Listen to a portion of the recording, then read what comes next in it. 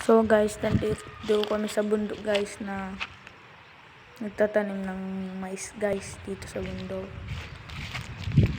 So may kukunin lang ako na tali guys na straw. Ang ganda ng tanawin no guys. Ang ganda.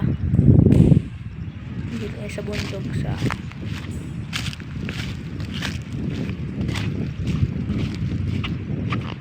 doon yung pagkuha ko doon sa may kondo na doon sa may bayig yung pagkukuha ko yung tali guys. Doon yung pagkukuha ko guys doon sa bayog guys. So ang ganda ng pagliguan pa dito, sarap maligo. Malapit na ako guys yung pagkukuha ko ng straw na paglasinan ng pag-iras guys. Yan yung mga gamit namin guys.